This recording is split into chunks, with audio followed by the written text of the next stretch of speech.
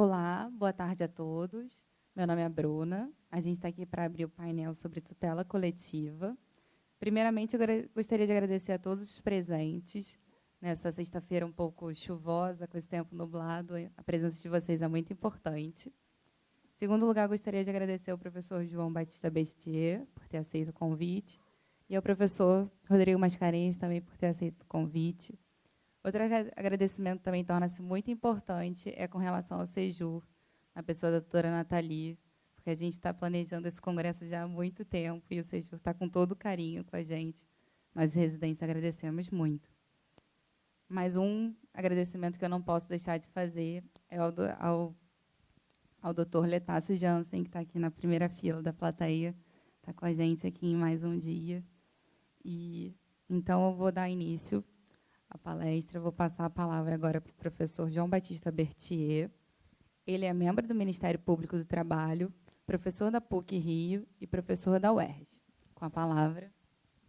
Muito obrigado, boa tarde. É uma honra para mim estar aqui na Procuradoria do Estado, na residência da Procuradoria. E vou começar com uma revelação. Eu já sou procurador há muito tempo, e quando a residência começou a funcionar aqui, fizeram uma denúncia, dizendo que isso era ilegal. Não podia ter residência, não. Eu arquivei de plano. Então, acho que vocês nem souberam disso, né? Pois é, arquivei de plano. E eu pensei muito nisso. Nossa, coisa curiosa, né? Porque, assim, pois, não, acho que estariam, porque não tinha legalidade nenhuma. Acho que estariam, eu que ia perder meu tempo investigando isso. Mas, de alguma maneira, assim, me causou essas coisas da vida. Quer dizer, o tempo passa e você um dia está num lugar que você... A minha lembrança da residência era basicamente essa. A história lá da denúncia que eu arquivei de plano, que era anônima. Mas, enfim, que bom que estamos aqui. O tema proposto para mim tem a ver com a questão do assédio moral.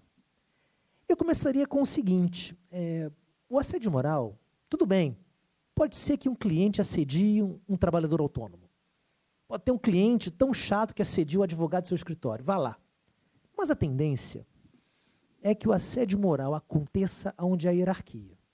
Normalmente, o chefe assediando, mas tem hora em que o chefiado assedia. A tendência é que no mundo do trabalho haja o assédio como algo patológico quando há hierarquia.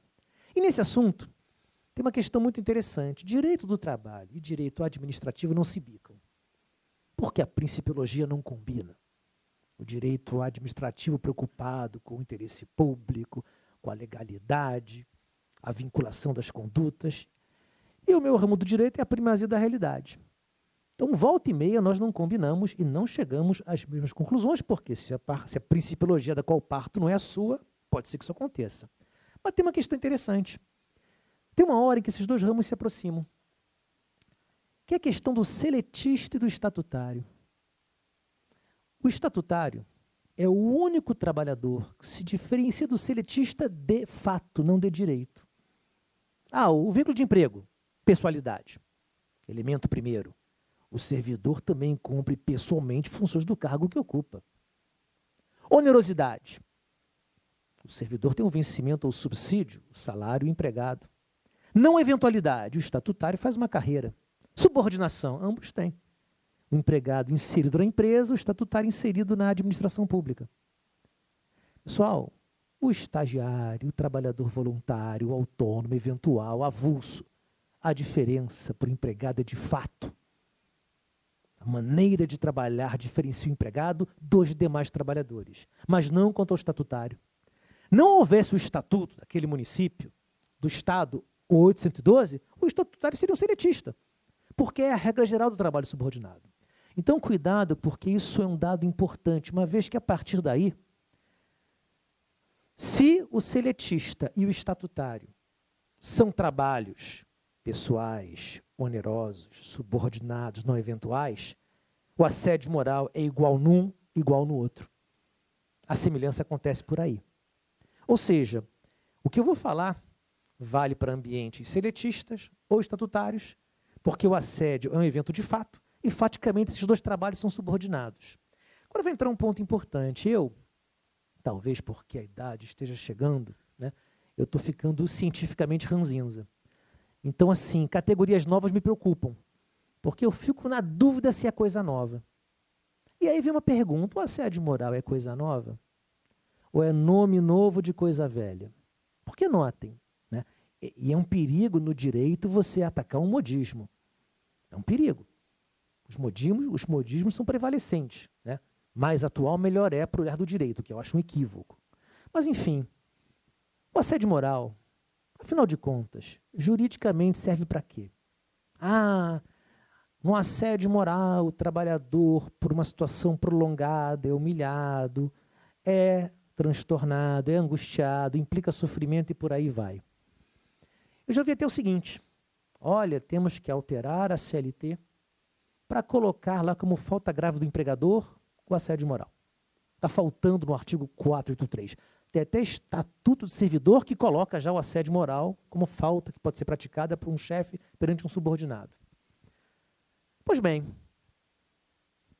o assédio moral, pessoal, é uma criação teórica da sociologia do trabalho e da psicologia do trabalho. Isso não é material nosso, é coisa importada. Agora, tem que importar o que é útil. Será que o assédio moral é útil? Né? Querem ver só? Eu sempre pondero quando trato disso. Eu sempre desafio alguém a me apontar um caso de assédio moral que eu não enquadre na boa e velha CLT. Tipo, aquele empregador que impõe metas inalcançáveis. Cobrar faticamente irrealizável. Está na CLT. Há décadas. Apelido vexatório. Ofensa à honra. Beliscar a pessoa. Ofensa física. Uma pequena falta e a reação extremada. Rigor excessivo. Cobrar que trabalhe, dizendo, você trabalha sem capacete porque eu estou mandando. Expor a perigo de mal considerável. Resultado, na minha carreira, que não é curta, eu nunca vi um caso de assédio moral que eu não encaixasse na boa e velha consolidação das leis do trabalho, artigo 483. Eu sou dos que acham que essa categoria vai servir para alguma coisa no direito, mas não serve para aumentar o número de faltas que o empregador pode cometer. Aliás, nem as faltas que um gestor público pode cometer para um servidor estatutário. Essa categoria, para isso, não serve. Mas é assim que ela é tratada.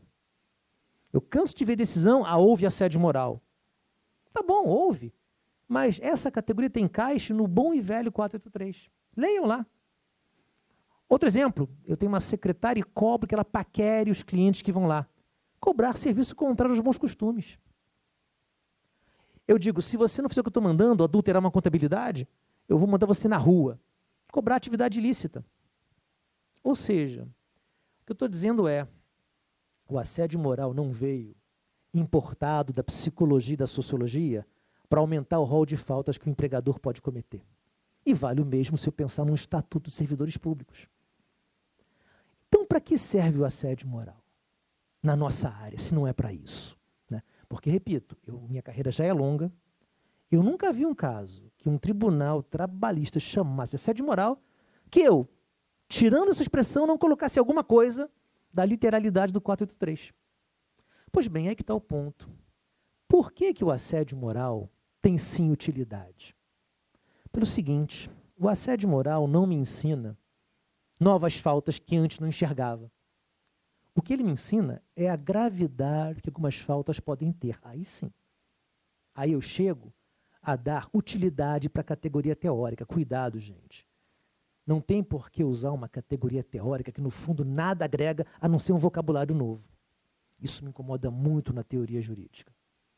Você inventa uma expressão nova e diz, olha, isso aqui ninguém tinha visto. É um nome novo para coisa velha. O assédio moral, pessoal, se é para encarar como coisa nova, é coisa nova por esse ângulo de análise. Por quê?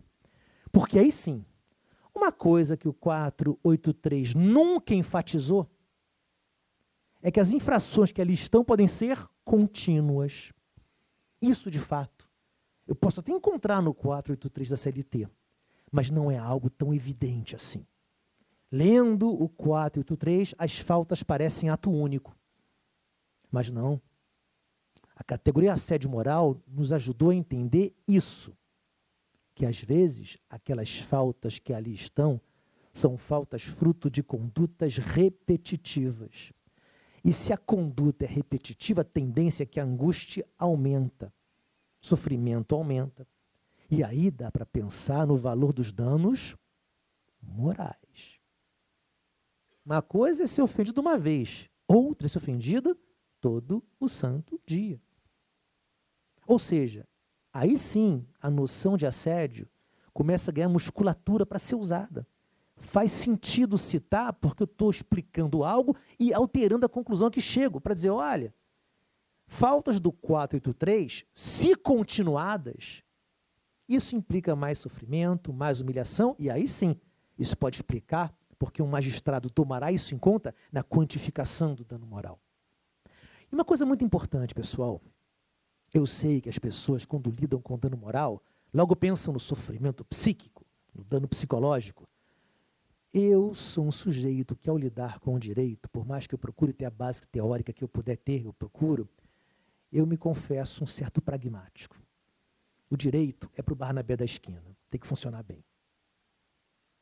Razão pela qual eu sei que a psicologia do trabalho, a sociologia, ficam buscando dano psicológico.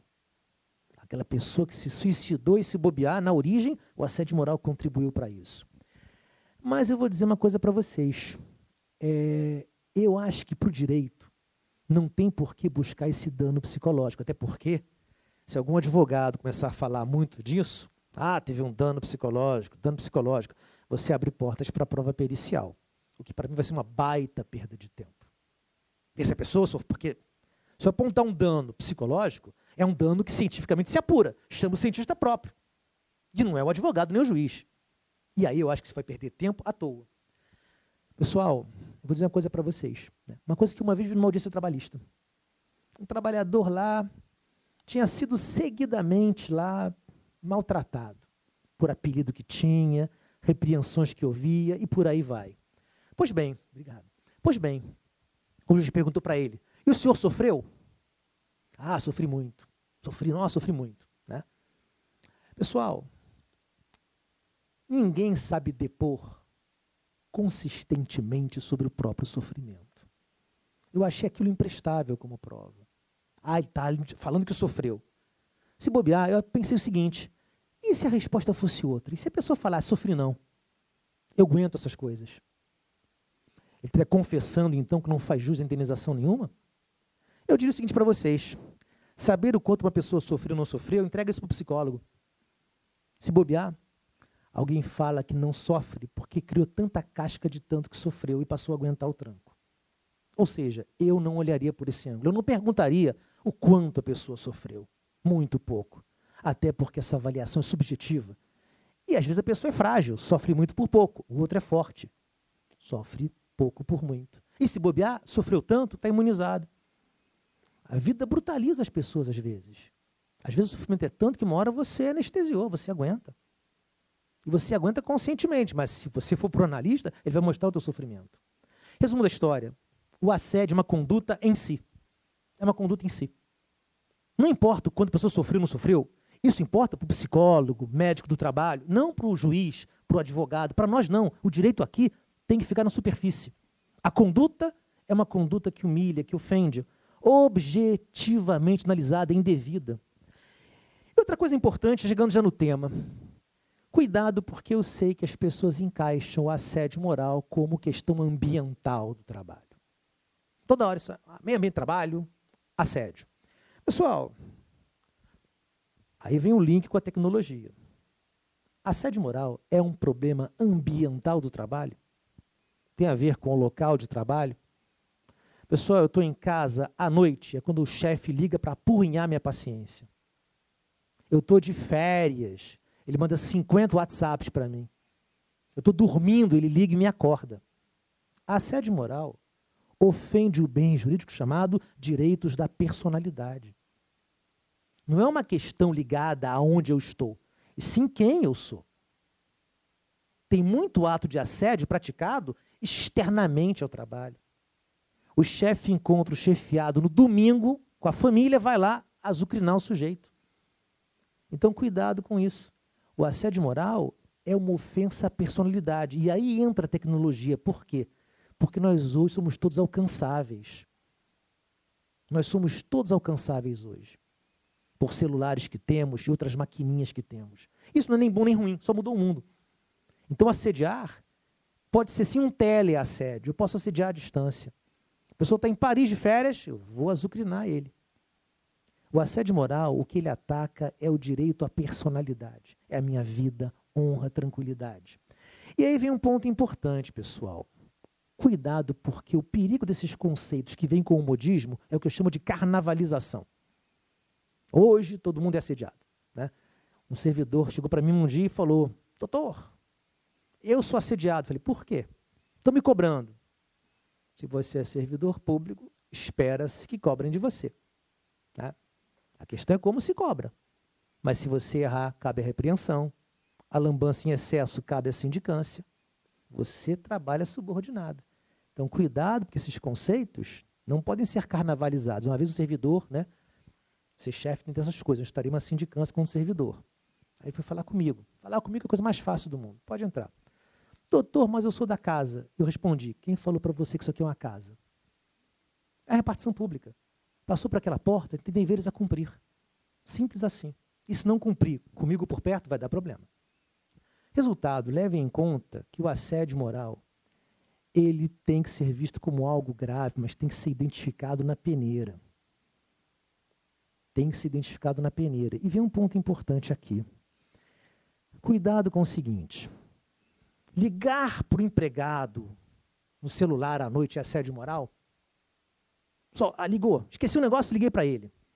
Cuidado, gente, porque quando o mundo não era tecnológico, era muito clara a diferença entre tempo trabalhado e tempo descansando.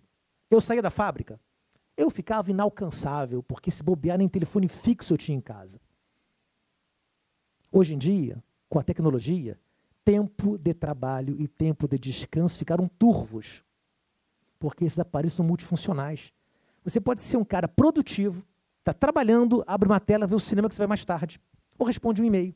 Eu sempre falo que aqui a saída vai ser o chamado uso moderado. Uma vez um empregador que eu investigava proibia que se falasse ao telefone na hora de trabalho qualquer ligação. Empregado meu não atende telefone pessoal, particular, enquanto trabalha. Rigor excessivo. Eu ponderei com ele: o senhor já não ligou à noite para o empregado porque esqueceu de falar alguma coisa? Claro que ligou. Então, cuidado, porque a grande questão é que a tecnologia nos torna sempre alcançáveis. É o tal do trabalho nômade. E o fundamental vai ser perceber o seguinte: perceber que o uso moderado tem que ser tolerado. Porque o mundo é assim. Eu esqueci de falar uma coisa com a minha assessora. Eu vou mandar um WhatsApp para ela à noite, uma vez. Ou ela, eventualmente, no trabalho, vai falar com o marido dela, rapidamente. Problema nenhum. Ou seja, a tecnologia tem que facilitar a vida, mas não pode permitir o assédio. Outra questão importante para a gente pensar também. Eu sei que no Brasil, as pessoas falam de assédio, e o assédio é uma coisa generalizada. Assédio pode ser contra uma pessoa, assédio pode ser contra várias pessoas. Eu sou das antigas de novo. O assédio moral, para mim, tem alvo certo ou alvos certos.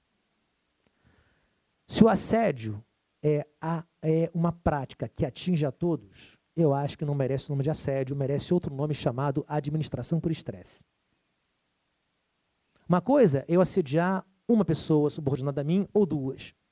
O assédio, propriamente dito, tem alvos determinados. O assédio tem vítima escolhida. A administração por estresse é geral. E qual é a consequência prática disso? A consequência prática é para um cara como eu que é procurador do trabalho. Por quê? Se eu percebo que é assédio moral coletivo, que eu nem chamo assim, para mim é a administração por estresse, pessoal, se é algo que atinge a todos na empresa, isso é ostensivo. Todo mundo passa por isso, todo mundo sabe, não dá para esconder aquilo que atinge a todos.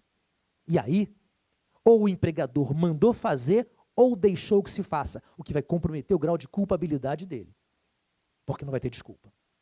Agora, e o assédio moral propriamente dito? Eu posso ter a melhor empresa do mundo, Madre Teresa de Calcutá é a gerente. É a melhor empresa que se pode ter. Mas tem um gerente que assedia um empregado. Claro que o empregador responderá por ato de seu preposto, não escapará disso. Mas quando você for avaliar culpabilidade, isso pesa. Porque não é nada, talvez nesse caso o empregador, onde ali há o assédio, não seja alguém que tenha permitido tolerar, e se soubesse, reagiria. E aí é fundamental dar o benefício da dúvida também. Então, cuidado, porque o assédio moral coletivo transparece um problema institucional mais sério na estrutura em que ele acontece. O assédio moral individual, aí tem que fazer uma análise mais cuidadosa se é algo pontual ou se é algo mais amplo. Uma coisa é certa, pessoal, cuidado com o seguinte. Por que o assédio moral é uma coisa complicada? Eu estou no MP do Trabalho há muito tempo, já vou acabar. Eu estou no MP do Trabalho há muito tempo. Eu descobri uma coisa. Num mundo como o nosso, poucas pessoas trabalham com aquilo com que se identificam. Eu, quando dou minha aula na PUC, na UERJ, ou faço a minha ação civil pública, eu me vejo no que eu faço. A minha ação civil pública tem a minha cara. A minha aula tem a minha cara. E isso dá um baita prazer, porque o nome disso é você está fazendo o que você acha que você queria fazer, você está chegando ao que você acha que é a sua vocação. E trabalhar fica mais fácil. Mas a maioria das pessoas no capitalismo não trabalha com coisas com as quais se identifica. Quando eu ouvi no Supremo Tribunal Federal a ministra Carmen Lúcia falar que trabalho terceirizado não precariza, desculpa, precariza sim. Aliás, quem quer limpar banheiro? Quem quer ser terceirizado por vocação? Alguém nessa sala? Vocês estão aqui para evitar isso, porque não é bom. Resultado, levem em conta o seguinte, poucas pessoas na vida, num mundo como o nosso, trabalham com coisas com as quais se identificam. Isso é para poucos. Você faz um trabalho que você não sabe nem porquê, você não sabe para que serve a peça que você monta. Você fabrica produto que você não vai poder comprar, constrói casa onde não vai morar. Por isso que trabalhar demanda duas coisas, ter direitos e tranquilidade. Obrigado.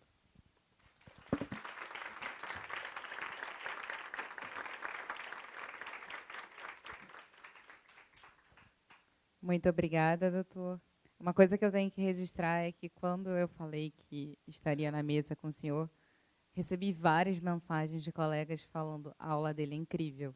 Então, eu tenho que deixar esse agradecimento registrado.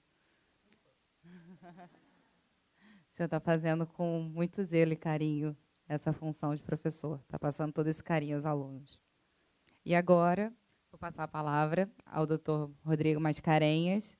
Ele é mestre em Direito Constitucional pela PUC, doutorando em Direito Público pela Universidade de Coimbra e procurador do Estado do Rio. Com a palavra, doutor. Boa tarde a todos. Boa tarde, Bruna, presidente da mesa. Boa tarde, professor Berthier, que fez uma excelente palestra. Infelizmente, 20 minutos. Poxa, pelo que eu vi aqui, a gente tinha 1h30 para falar. Bom, em primeiro lugar, eu queria agradecer muito o convite, dizer que eu tenho muito carinho aí pelo programa de residente cujo parto eu participei. O programa de residente nasceu de uma reunião dos procuradores que estavam no sistema jurídico, ainda no antigo prédio, né, no auditório chamado Machadão, carinhosamente. Surgiu da ideia de um colega meu de concurso, Rafael, que deu ideia meio de forma ampla, por que a gente não faz alguma coisa próxima ao programa de residência jurídica da UERJ. A partir daí, a ideia foi sendo desenvolvida e se fez o primeiro concurso de residente. E por isso, por ter muito carinho pelo programa, eu queria realmente agradecer muito ao arquivamento que eu tomei ciência. E eu digo isso porque eu tomei conhecimento de uma ação civil pública do Ministério Público Federal contra o programa de residente, se não me engano, da Defensoria Pública da União. Eu peguei a inicial e dizia assim, a Defensoria, lamentavelmente copiando a iniciativa da PGE e tal, quer dizer, enfim.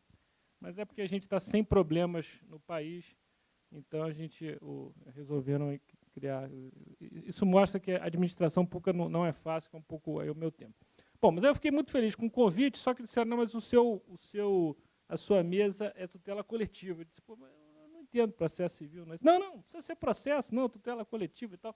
Aí deram o tema do professor Berthier. Eu disse, mas assédio não é. Aí, como é que eu vou? Aí acabei, né? Veio essa história do medo, que é um tema que eu já falei. Aí eu botei o medo ou assédio no ambiente de trabalho dos órgãos ambientais. Os órgãos ambientais é uma provocação para ficar ambiental com ambiental, embora os órgãos ambientais sejam os que mais sofrem assédio desse tipo que eu vou falar hoje. Então, vamos começar. Aliás, gostei muito também da parte de dano psíquico, porque minha esposa é psicóloga, depois de uns anos casada com advogado, como de meu sogro, começou a se interessar pelo direito de fazer perícia na justiça do trabalho. Fala muito de dano psíquico. Então, eu devia ter vindo aqui. Vamos lá. Hã? Vou passar para ela, Aí eu começo a querer discutir direito em casa, esse é que é o problema. Então, o mais novo adjetivo do Estado, Estado mínimo, Estado máximo, Estado de bem-estar social, Estado garante e tal, é o Estado amedrontado, que é a situação que a gente está hoje. Então, eu já tratei aqui, uma vez, aí no Congresso do IDAERJ, dos 4 tipos de medo que, a meu ver, atingem o servidor público, o agente público. Né? Então, vou passar muito rapidamente por esses tipos de medo. Porque a gente tem que saber que tipo de medo, e se é bom o servidor, o agente ter medo na hora de tomar decisão ou não. Então, o primeiro medo é o medo das consequências do seu ato para a própria administração pública. Aquilo que ele está contratando precisa mesmo ser contratado, o preço está correto, não está correto, vai gerar prejuízo, não vai gerar prejuízo. Eu tenho um segundo tipo de medo, que é o medo das consequências para terceiros. Terceiros, não só pessoas, mas outros bens jurídicos. Quer dizer, esse produto que está sendo, esse remédio que está sendo licenciado, foi corretamente testado, não foi? Esse empreendimento que está sendo ambientalmente licenciado, os impactos dele foram todos medidos, não foram? A febre aftosa cresceu, não cresceu? Quais são as consequências? O que pode acontecer em relação a impactos para terceiros ou para a sociedade desse tipo de medida, desse ato que está sendo considerado pela administração pública? O terceiro tipo de medo é o medo das consequências eleitorais do ato. Esse é o medo que atinge só o agente político. É aquele medo, será que se eu praticar esse ato, eu vou comprometer a minha reeleição ou a eleição do meu correligionário? E o quarto tipo de medo, que é o que mais me preocupa, é aquele do qual eu tenho mais medo, é o medo das consequências do ato que atingem diretamente o agente. E aí eu tenho uma primeira subdivisão. O agente pode ser vítima de um crime por causa do ato que ele cometeu. A gente está lá brigando com a concessionária de ônibus aí do interior, no município, que quer fazer licitação e é assassinado. Ou tem medo disso, e por ter medo não faz. E o segundo tipo é o medo de ser punido pelos órgãos do Estado, por iniciativa dos órgãos de controle, ou do Ministério Público, ou do Tribunal de Contas, ou de um dos legitimados, e ser réu numa ação de improbidade, numa ação penal, e, portanto, ser punido pelo próprio Estado por um ato que ele praticou. Quais são as consequências de cada um desses medos? Bom, em relação aos 2 primeiros medos, as consequências são relativamente positivas. Quer dizer, o sujeito ter medo ao praticar um ato da consequência do prejuízo que ele pode causar ao Estado é bom. Ele vai, então, ter trabalho, vai se esmerar mais na pesquisa de preço, vai tentar verificar se as consequências, se os exames necessários para ver os efeitos colaterais daquele remédio, se ele for um servidor da Anvisa, foram testados ou se não foram testados. E, portanto, o medo das consequências para a própria administração e para terceiros, ela pode ser positivo. Qual é o problema? Bom, o problema que vai atingir outro tipo de medo é que isso em excesso, e, sobretudo, o manejo excessivo de um princípio chamado princípio da precaução, que surge na Europa, nos quadrantes do direito ambiental, é importado para o Brasil de forma muito acrítica, usado de forma carnavalesca, eu gostei muito dessa palavra, usado no Brasil de forma carnavalesca, o princípio da precaução, tem um potencial paralisador enorme. Eu, por exemplo, em Portugal, tive a honra de ser aluno de uma professora, Alexandra Aragão, parece com um colega nosso aqui, que é uma professora que tem uma defesa mais enfática do princípio da precaução de uma forma mais protetiva, digamos assim. Mas eu contava para ela como é que se usava aqui no Brasil. Ela, no Brasil já se usou o princípio da precaução para inverter o ônus da prova em processo punitivo. Ela abriu os 2 olhos, saltavam das órbitas, e dizia assim não dá. Eu digo, pois assim não dá, mas no Brasil a gente faz essas coisas. Então, esse tipo, quer dizer, o uso do princípio da precaução dessa forma tosca, que é na dúvida pare, pode ter consequências desastrosas, em especial por causa de algo que as pessoas às vezes não percebem. O princípio da precaução, quando ele é usado dessa maneira tosca, é porque se parte do pressuposto que não fazer significa não ter dano. Fazer significa um potencial dano. Nem sempre é assim. Caso de licenciamento de um remédio. É claro que a gente tem que tomar uma decisão bem informada. Mas se eu deixo de licenciar um remédio por excesso de precaução, eu também prejudico aqueles que iam ser beneficiados pelo remédio. E no direito ambiental? Direito ambiental não. Sempre que você disser não, é melhor porque eu vou evitar o dano ambiental. Não é verdade. Depois de muitos anos militando na área ambiental, eu vi que isso não é verdade. Às vezes você tem áreas grandes, em especial empreendimentos imobiliários, áreas grandes que poderiam ser licenciadas com todos os cuidados, com todas as restrições. Às vezes nada é licenciado ali, o que acontece? A área é invadida. E aí depois a gente vai ter uma situação de status quo. Então, em suma, esse medo, o medo das consequências para terceiros, o medo das consequências para a administração pública, até um determinado grau, é mais do que positivo. Acima de um certo grau, pode levar à paralisia. A gente vai voltar a falar da paralisia. O medo das consequências eleitorais tem uma dupla face. De um certo ponto de vista, ele é altamente positivo. Ele significa uma existência de responsividade, que é uma expressão esquisita, mas o nome ela é usado com esse nome mesmo. Quer dizer, que é o fato de que o agente se preocupa com aquilo que quem o elegeu está pensando. Isso, de novo, até um determinado ponto, significa a própria definição de democracia. Então, se você me elegeu porque eu prometi esse programa, eu quero mais que você fique... É positivo que você, agente político, fique preocupado se eu estou vendo se você executou ou não esse programa. Por outro lado, a gente sabe que na gestão do Estado, às vezes, são necessárias medidas extremamente impopulares no curto prazo, ainda que necessárias.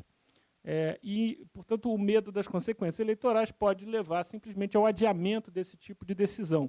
Algo que ganhou até um nome, uma sigla em inglês, que é NIMTO, Not in my term of office, ou seja, não no meu mandato. E aí, eu sempre gosto de citar um escritor francês chamado Pierre Conesa, que escreveu um livrinho fenomenal que se chama assim, Sobretudo Não Decida Nada, Manual de Sobrevivência em Política, onde ele diz que decidir não fazer nada enquanto se dá a ilusão da ação é a arte suprema da política. Você não decide nada, mas não deixa que os outros percebam que você não decidiu nada. A gente vai também ainda voltar para o tema.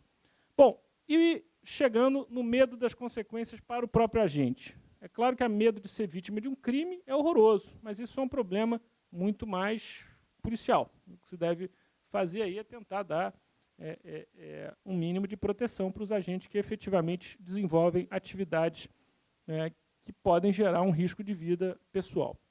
E o medo de ser punido pelo próprio Estado. Bom, aí a gente tem que fazer uma nova divisão. E essa é uma divisão, talvez, às vezes, que gera uma certa confusão. De um lado, eu tenho medo de ser... E a gente está chegando perto do assédio, tá? Vai ter alguma coisa que vai tocar, mas não é muito, não, porque também mas alguma coisa vai chegar perto do assédio.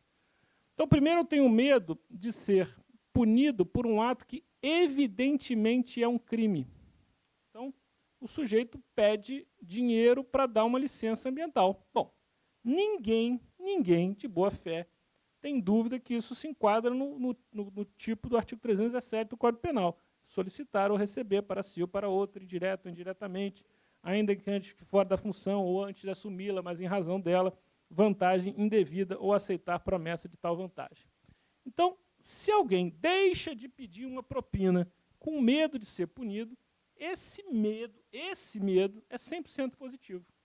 É 100% positivo. É perfeito. Esse é o medo que o ordenamento jurídico deve tentar incutir mesmo nas pessoas. Não cometa crime, porque você pode ser punido. O problema é quando o sujeito tem medo de praticar um ato que ele considera lícito, que ele considera, mais do que lícito, necessário, legítimo, mas ele sabe que essa interpretação dele, que por vezes é a interpretação dele e do advogado público que o assessora, essa interpretação pode não ser acolhida pelo nosso caótico e multissobreposto sistema de nem tem esse nome, porque não existe um sistema de órgãos de controle no Brasil, existe um amontoado de órgãos de controle no Brasil, porque não tem sistematicidade nenhuma.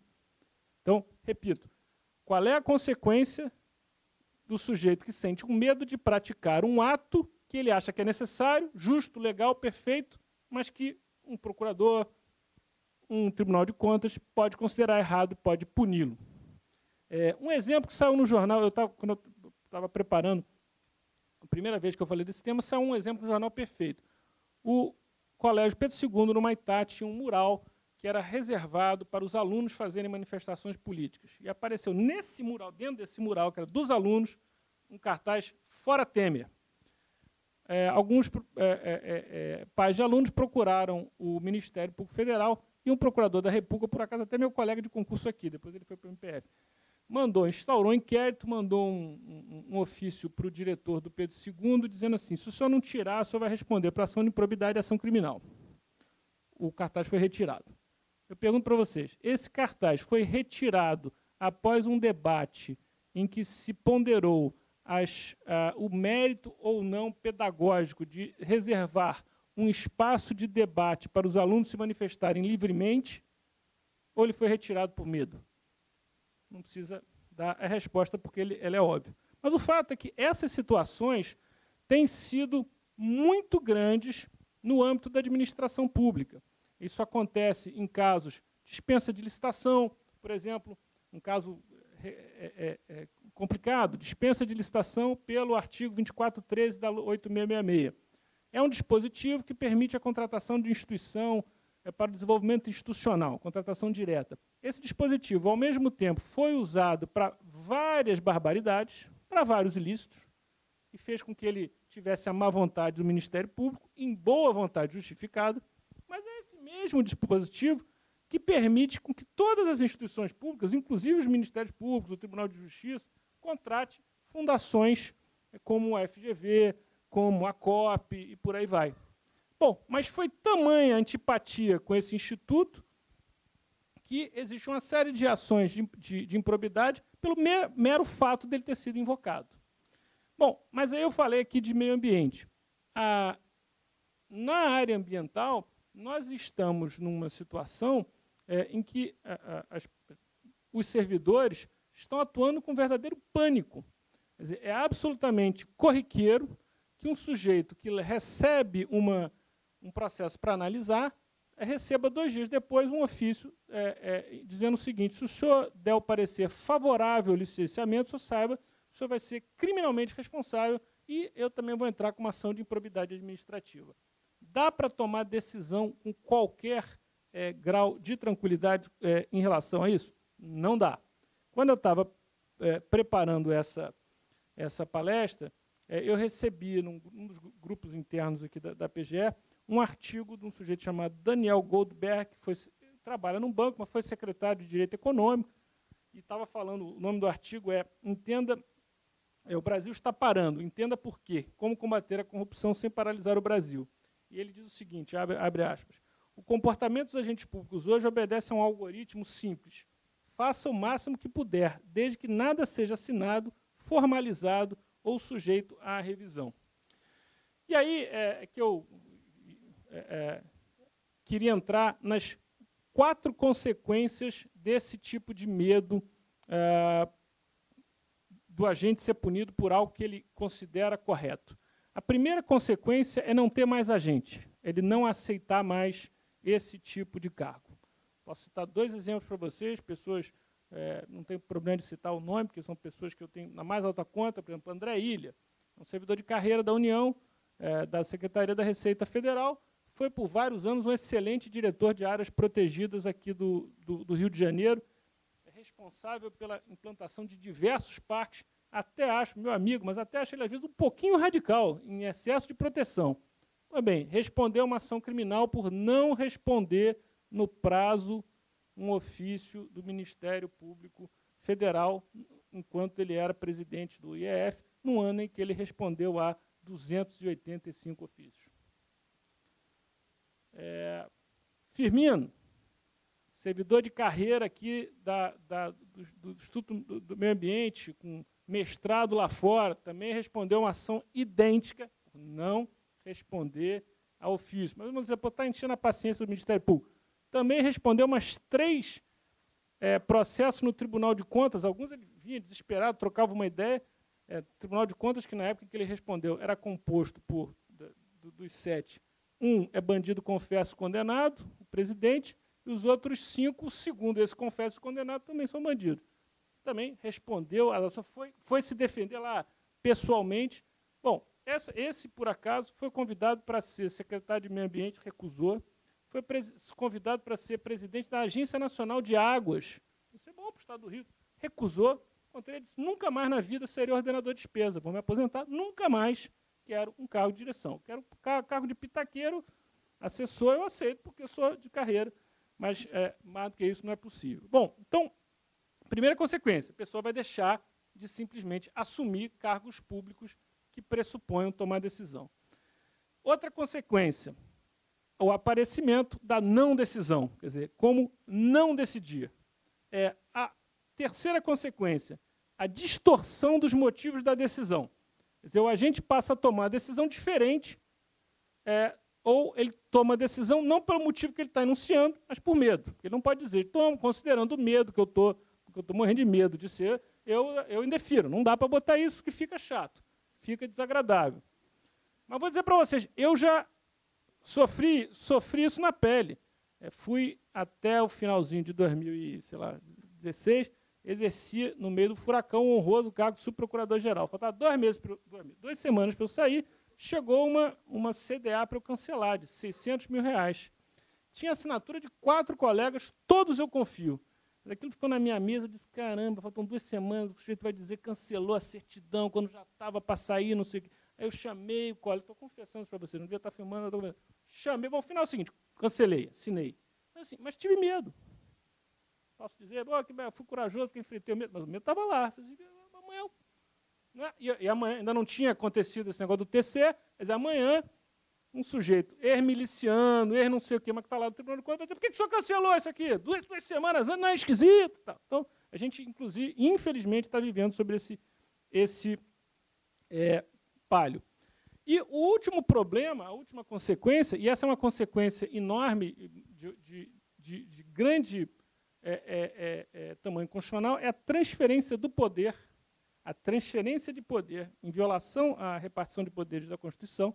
Eu tenho uma transferência de poder da cadeia democraticamente legitimada para a cadeia de órgãos de controle que não têm legitimação democrática e que são irresponsáveis. Irresponsáveis que eu não estou fazendo ofensa, não, estou dizendo irresponsáveis do ponto de vista jurídico. Quer dizer, se há um erro, claro, não estou falando de dolo, de má-fé, mas se há um erro, uma ação civil pública, uma decisão do Tribunal de Contas que causa um prejuízo enorme ao Estado, o que acontece? É o Estado que responde por aquilo, não vai nem para o orçamento desse órgão de controle. Então, do ponto de vista financeiro, são órgãos que não têm como ser responsabilizados. Bom, e o que a gente faz com isso? Bom, aliás, antes de entrar com uma tentativa de algumas soluções, vale a pena dizer, eu falei que a primeira consequência é não fazer, né? E como é que a gente não faz enquanto dá a ilusão da ação? Aí eu vou agora citar para vocês um manualzinho. Um manual tem 10 regras, mas eu citei só 4. Insista em fazer tudo por meio dos canais apropriados, nunca permita atalhos que acelerem decisões. Quando possível, submeta todo tipo de assunto para comitês, para estudos mais aprofundados. Tente fazer os comitês, os grupos de trabalho, tão grandes quanto possível, nunca com menos de 5. Discuta o máximo em torno do texto de minutas, resoluções, comunicações. Volte atrás em questões já decididas na última reunião e tente reabrir o mérito de decisões já tomadas. Todas essas sugestões estão num manualzinho muito interessante, que é o Manual Simples de Sabotagem da CIA. Foi escrito em 1947, está divulgado, ela desclassificou em 2007. É muito interessante. Como arrebentar com organizações. Então, é um troço bastante didático. Mas o fato é que essa consequência da não decisão paralisa tudo. Paralisa a construção da escola, paralisa a licitação para aquisição de um equipamento complicado, paralisa a aquisição de insumos, paralisa uma PPP, paralisa um consórcio, tão necessário na área ambiental, e onde eu tenho a lei de consórcio diz que se eu fizer um consórcio e errar uma vírgula, errar qualquer dos requisitos da lei, é uma ação de improbidade, enfim. Então, essa consequência que a gente tem que começar a acordar, inclusive por uma tentativa, já passou, já passou, 2 minutos. Inclusive por uma questão que eu tenho muito receio, que é o que eu chamo de lavajatismo, que é a busca de protagonismo. Quer dizer, a gente tem a Lava Jato com seus méritos e os seus excessos, mas está lá no campo dela ação criminal.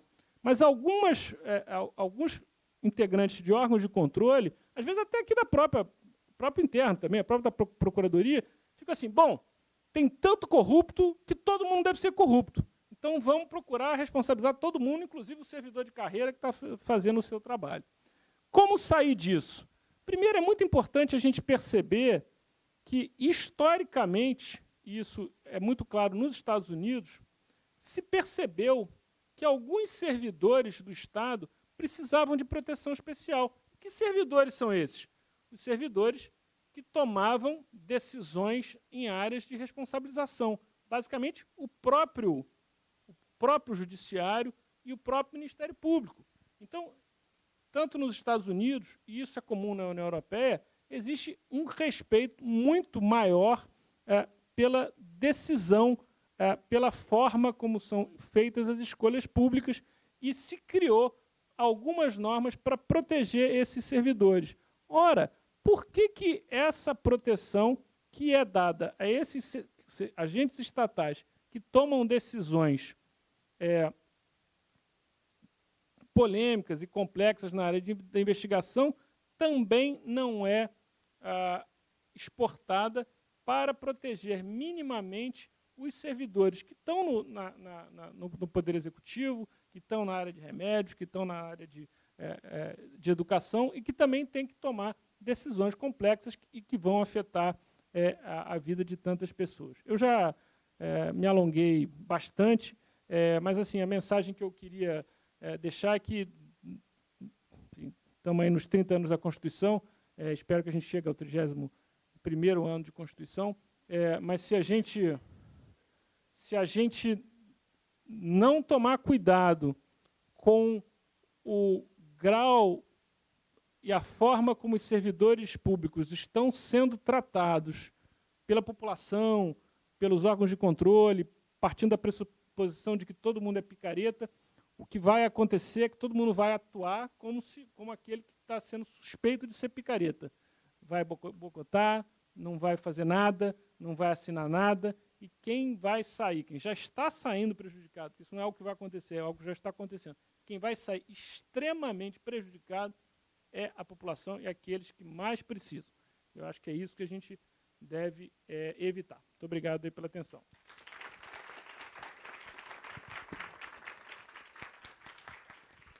Obrigada pela exposição, doutor Rodrigo. E agora a gente tem alguns minutinhos para pergunta. Então, quem quiser, estamos à vontade.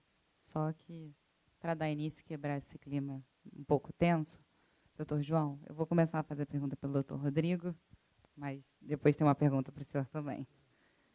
Então, sobre essa consequência que o doutor falou agora, de não ter mais agente, essa primeira consequência de toda essa situação do pânico gerar uma consequência de não ter mais agentes, e a relação entre a quarta consequência, que é transferir o poder para a cadeia dos órgãos de controle. O senhor acha que até um certo ponto, essa questão de não ter mais agente, o agente não talvez pense como uma última iniciativa, olha, eu vou deixar, talvez eu faça isso, mas se isso tiver certo ou então tiver errado, um órgão de controle de fora vai me dar razão e aí talvez esteja do meu lado, coisa que agora não está acontecendo com a instituição. Você acha que não traz um respaldo para esse agente praticar o ato? Se eu entendi a colocação, você está propondo, quer dizer, que o agente vai primeiro ao órgão de controle. Não, quando ele vai praticar o ato, ele ainda sabendo que dentro daquela instituição o ato dele não tenha respaldo, mas que ele pense, como esse é um ato ilícito que eu estou fazendo, talvez um órgão de fora, de controle, perceba O problema que acontece aqui, aí, quer dizer, é um outro tema, que é a superproteção de bens jurídicos especiais. Meio ambiente, corrupção, infância. Então, como é que são construídos, qual é a lógica do controle no Brasil? E é uma lógica que o Ministério Público Federal hoje percebeu que está gerando um problema para ele celebrar os seus acordos de leniência. A lógica é da sobreposição de controles. Então, por exemplo, a gente tem um sistema de Tribunal de Contas lamentável pelo acesso. Um sistema que tem significativos poderes, não tanto quanto eles acham que tem, mas tem bastante. O que acontece se o sujeito responde a um processo no Tribunal de Contas e no final o Tribunal de Contas diz assim, você está limpinho? O que acontece com ele? Nada. Isso pode ser questionado também no judiciário. Então, quer dizer, fica assim, ou para mim, ou acaba, ou reforma e dá consequência. A gente tomei conhecimento melhor recentemente do sistema lá em Portugal. Tem visto prévio nos contratos. Tá. Uma vez dado, se o tribunal disser assim, não pode, acabou. Se o tribunal disser pode, agora o que a gente tem aqui? Como a gente desconfia de vários órgãos, a gente diz assim, bom, se esse órgão disser que você está errado, você está errado. Mas se ele disser que você está certo, pode ser que você esteja errado também. Então, fica difícil. Eu, em matéria ambiental, por exemplo, em algumas situações, o sujeito diz assim, pô, mas não seria ideal eu fazer um TAC com o Ministério Público Estadual e Federal? Eu disse, ideal né? Mas assim, você vai conseguir botar na mesa todos esses órgãos e, às vezes, um problema que eu acho... e aí não é nada, não falei nem para o doutor Betinho, não é nada contra o Ministério Público, meu pai é até procurador de justiça, então, mas eu acho que o Ministério Público brasileiro devia ter sistemas de coordenação interna, sem perder a autonomia. Assim, não é possível que você tenha um órgão de atuação que tenha uma opinião e o cara do lado dele, na mesma comarca, tem uma opinião radicalmente diferente. A gente tem que ter, internamente, tem que ser possível unificar posições, porque do jeito que está muito difícil. Isso, estou me estendendo, assim, como eu disse, o próprio Ministério Federal hoje tem dificuldade com os acordos de leniência, porque ele faz, aí a AGU entra, se a AGU que fizer, o MP entra, e o Brasil precisa de alguma forma de mais racionalidade nesse tipo de controle e na orientação que ele dá para os seus agentes. Tá ótimo, doutor. Muito obrigada. Vamos conversar, gostei da conversa, isso dá um debate bom. Vou concordar com quase tudo que eu escutei aqui, só faço uma observação. Às vezes, é bom a gente ir à raiz do problema. Né? E a nossa raiz está num conceito que eu sempre achei que é o nosso pecado original no direito público, que é essa história de interesse público primário e secundário. Isso existe? Interesse público primário e secundário? Porque essa é a raiz da advocacia pública ser uma coisa, o Ministério Público ser outra. Esse é o problema. Em outros países do mundo, a advocacia pública também defende a sociedade. Então o Brasil aqui paga um preço por uma questão estrutural que eu acho ruim. Essa cisão é uma cisão estranha. Porque é como se a um coubesse cuidar do gasto mais imediato, do empenho, a reserva do possível, e o outro pensar numa questão mais dirigente. Então eu acho que nós temos uma questão aqui que tem a ver com vários excessos, várias falhas, mas tem a ver com um problema também estrutural. A opção que fizemos, na raiz, gera problemas. Porque, no fundo, essa dicotomia, interesse público primário e secundário, haver uma advocacia pública, uma advocacia pró-sociedade, isso é levar à máxima potência a cisão de Estado e sociedade. É perder a visão do todo. Então, essas discussões nossas têm muito a ver com isso, mas me parece que esse é um pecado já cometido. Então, não estamos mais no paraíso. Então, agora temos que enfrentar o problema. Aí eu vou dar algumas sugestões. Sugestões, primeiro, que eu vou dar para colegas meus, procuradores, como eu sou. 2 sugestões. Primeira delas é racionalidade. Eu gosto muito do filme, eu gosto mais do livro, O Nome da Rosa, mas gosto do filme também. Por que é bacana aquilo ali? A obra do Humberto Eco, que virou filme depois. Você tem lá um monastério, pessoas assim mais ligadas à mentalidade medieval, várias mortes lá, tem uma entidade demoníaca. Aí chega um sujeito com seu discípulo, que é de uma ordem religiosa mais avançada. É o iluminista. Aquele livro lá compara a Idade Média com o iluminismo em uma aula de história, sem citar um fato. Porque o iluminista chega e diz, olha, tem nenhum demônio aqui nesse convento não, nesse mosteiro, aliás. Tem nenhum demônio não. Essas pessoas morrem com um dedozinho, com a mão escondida com uma tinta escura. Como está a posição dos corpos, que horas morreram. Eu estou no MP há muito tempo. E eu descobri que investigar são as técnicas de obtenção da informação indisponível. É o que você faz para descobrir o que não vão te entregar de bandeja. Então, é uma atividade que gera antipatia, é invasiva, desconfortável para o investigado. Você não faz carreira artística lá, não tenha dúvida. Mas uma coisa é certa, o que vai preservar a tua chance de acertar é a racionalidade. É a racionalidade. E digo mais, né? Por isso que eu acho que investigar por ofício não funciona. Assim, eu tenho muita ação, eu faço Estado do Rio de Janeiro, muita ação faço ao Estado, toda ação tem uma inspeção no hospital, com foto. Eu sou realmente um procurador invasivo, mas sou racional, que é o que eu falo para colegas mais novos. Tem que obter a prova, ou o princípio dela, para mover a ação civil pública, ou qualquer outra providência que impute responsabilidade a alguém. Então, de fato, é um problema, o famoso eu sei como as coisas são. Isso é um problema. O sujeito que vai ser Ministério Público tem que prestigiar muito a busca por racionalidade. E mais, às vezes, vale a pena a busca por informação. Né? Vale a pena a busca por informação. Se você quer ser um procurador de verdade, do MP, a prova é muito importante para levar para o juiz, mas é importante a informação. Por que eu estou dizendo isso? Porque é bom para um membro do MP, em vez de mandar ofício, dialogar com as autoridades, conhecê-las. Eu tenho uma história para contar para você. Não é contar, não, mas vou contar. Né? Eu uma vez investigava um município. Esse município contratou pessoal sem concurso público. Peito na raça. Não tinha cargo público criado por lei, nem emprego público, porque o regime lá era seletista. Não tinha lei autorizando contrato temporário. Contratou. Aí você fareja o que, em princípio, pode ser uma improbidade. Aí, em vez de mandar um ofício, porque eu acho que ofícios pouco resolvem, né? Eu nunca vi uma confissão por ofício. Sim, sou improbo. Né? Nunca vi. Né? Geralmente a pessoa, quando é improba, não responde ela o ofício. Não vai ela à audiência. E esse prefeito foi ele à audiência. Bacana. O sujeito veio. Né? É um bom sinal. Ele não mandou alguém falar por ele, ele foi lá. E, aliás, foi lá sem o procurador do município. Também aí já achei que era um pouco de, né, risco demais, mas tudo bem, lá foi ele, acho meritório. E o sujeito sentou lá e começou a admitir várias situações que ele havia praticado que não eram da estrita literalidade da lei. Pessoal, uma das patologias do direito administrativo é que ele é lindo nas normas. Estão lá as normas colocadas. Mas a administração pública tem fins a buscar. Acontece que raramente há uma sintonia entre as normas a cumprir, fins a buscar e estrutura que se tem.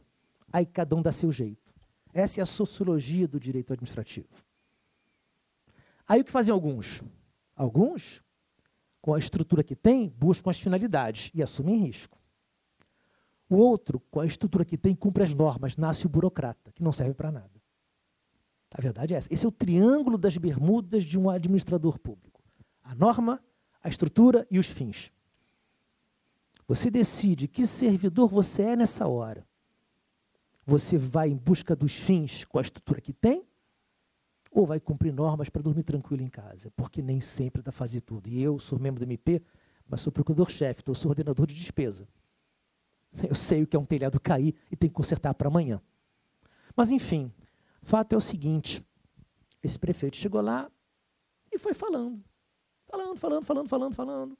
Eu pensando, isso aqui é uma causa de pedido de moção de improbidade. Realmente, eu contratei sem concurso, porque eu não tenho médicos, nem emprego criado por lei, porque ali era emissão direta, o regime único lá ainda era o seletista. Então, olha, eu não tenho os empregos criados por lei, não posso fazer concurso. E não tem lei prevendo contratação temporária.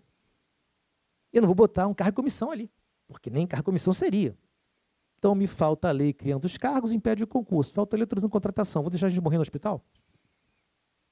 Aí ele contratou, o que ele fez? Doutor, eu contratei os médicos concursados, uma segunda jornada. Esse sujeito é um improbo? Não é um improbo. Não é. Tem uma ilegalidade? Tem. Cabe ação civil pública? Cabe, mas improbo ele não é. Até porque, fosse o prefeito, faria isso. Ele ia deixar a gente morrer. Mas aí, diante da conversa, aí vem um dado importante quando você vai ser membro do Ministério Público. Eu virei prefeito e falei, prefeito, nesse momento eu não vou buscar prova, não. Eu quero outra coisa chamada informação. No fundo, o Ministério Público e a administração pública conversam um pouco. Se conversassem mais, iam encontrar mais ponto em comum. Esse é um problema do Estado brasileiro. Nós não cooperamos e nós desconfiamos em excesso. E o que se quer é o papel, ofício cá, ofício lá, ofício cá, ofício cá. E as pessoas não conversam, porque conhecer alguém inspira confiança. Isso não é desinstitucionalizar a relação, é transformar a relação mais eficiente. Eu falei, prefeito, o senhor é um sujeito honesto, né? Todos os sinais de que era. Aí ele, sou honesto, sim. Tá. Né? Chegou lá, confessou tudo, é um mau caráter, por acaso? Né? Prefeito, me explica uma coisa, sendo o senhor chefe do Poder Executivo, por que diabos o senhor não caminha um projeto de lei para criar os cargos ou empregos? Ou a lei do contrato temporário. Aí ele começou a ficar meio assim, né? Pois é. Porque solução tão fácil, né? Falta dinheiro? Não, dinheiro não falta, não. Então me explica por quê. Aí ele ficou reticente. Aí é um dado importante, é tal história. Se você quer ser procurador, você quer prova e quer informação. Eu falei, prefeito, vamos fazer uma coisa? O que o senhor me disser agora, eu não vou botar no papel. Mas eu queria que o senhor me dissesse por que o senhor não encaminhou o projeto de lei. Aí ele falou, doutor, o que vereadores querem, eu não estou disposto a dar. Um mensalinho, algo nesse estilo, né? Eu falei, descobri onde está o problema, porque se você é um procurador do Ministério Público, você tem que identificar o inimigo. E quando identificar, aí sim.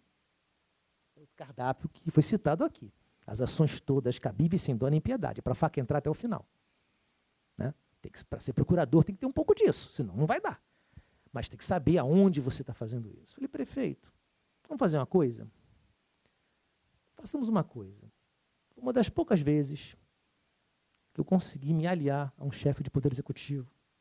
Né? Falei, prefeito, o plano é o seguinte, o senhor vai voltar para o município e vai dizer para vereadores todos que o senhor está apavorado, porque eu marquei uma audiência pública aí, para discutir a falta de mão de obra na saúde. Mas o senhor vai ter que ser um ator. Né? Olha, o procurador me tratou super mal, o procurador, enfim, ele está muito agressivo, estou preocupado. E vai ter audiência pública. Se vereadores querem pressionar o prefeito, aonde vão estar nesse dia? Na audiência pública. Claro, vão capturar o prefeito. Se eu vou falar mal do prefeito, que dirá eles? E aí o prefeito fica na mão deles. Só que, quando a audiência pública começou, lá estavam os vereadores todos, eu virei prefeito e falei, prefeito, conversamos lá na procuradoria. E o problema é que falta cargo de médico, não é? Exatamente. O senhor acha que financeiramente tem musculatura para pagar mais médicos? Tenho. Vai violar responsabilidade fiscal? Não. Vereadores, algo contra? Eu vou ter o compromisso de vocês que essa lei está aprovada logo? Pessoal, o diabo veste Prada, mas dá para tirar a roupa dele. Né? Agora, aí que está o ponto. O que eu vou dizer para vocês com isso? Quem é agente público, né, pode repensar um pouco como opera. Eu não movi ação civil pública nenhuma, nem TAC firmei. Mas eu resolvi um problema. Agora, resolvi por quê? Porque me dispus a ouvir e agir conjuntamente. Então, cuidado, porque é fundamental que nós pensemos nisso. Né? O sujeito que é fiscal, o cara do balcão, o procurador do Estado, o membro do MP. É fundamental que a gente repense essa relação marcada por uma certa preconcepção, eles, nós. Isso é muito complicado. Né? E, nesse caso, os vereadores, um vereador lá ficou, mas eu queria dizer, o senhor vai ser contra médicos? Não. Enfim, aí ele resolveu. Porque é tal história, pessoal, de alguma maneira, isso eu falo. Né? Eu, como membro do Ministério Público, Eu sou um sujeito leal, mas nem sempre sincero. Tem coisas que eu guardo para mim. Então, cuidado, porque vocês são residentes, estão começando a carreira. Pensem nos seus planos também, para conseguir as coisas boas para a sociedade. E, às vezes, tem que ter interlocução. Então, assim, eu acho muito complicado quando o sujeito que é do MP, ele acha que, enfim, o mundo está composto por pessoas perversas que conspiram. Né? Tem que descobrir os aliados. Tem que ter os bons contatos, investigar isso. Por isso que eu acho muito mais legal ser MP do que juiz. O juiz está sentado lá e bate o martelo. Você descobre essas coisas. Eu acho mais divertido. Né? Para finalizar, um conselho para vocês que vão ser gestores públicos. Eu acho que gestor público tem que ter coragem, sim. Não tem jeito. Uma história que eu tenho. Eu estava numa operação de trabalho escravo. Eu, colega procurador, 8 policiais, 2 fiscais. Numa fazenda lá em Tocantins. Chegamos lá, porteira fechada com cadeado. Pessoal, pode ter alguém na portaria, na porteira, pode ter um interfone, campanha, mas um cadeado e ninguém lá, não tem como. É o policial, doutor, que a gente faz. Falei, quebra o cadeado. Eu tenho fundada suspeita, eu tenho uma prova boa, inicial, indiciária, esse cadeado não vai me segurar. Aí meu colega procurador, mas Berti, é crime de dano. Falei, olha só, nós gastamos dinheiro público para chegar até esse interiorzão do Tocantins. O dia vai acabar, de noite não dá para operar trabalho escravo. Tem que ser hoje, tem que ser agora. Ou a operação acontece, não coisa. Vamos voltar para Brasília? Ó, voltamos porque tinha um cadeado, não deu para fazer nada. Né? Dinheiro público, né? Tinha um cadeado lá. Né? Aí meu colega, não, mas eu falei, olha, faz uma coisa. Vai para aquela árvore ali na sombra, conversa com o Bevilacqua, com o Ponte de Miranda sobre essa questão que eu vou entrar. Né? Porque é melhor. Né? Então, cuidado, porque tem que quebrar o cadeado. Isso é um temor. Muito obrigada, doutor.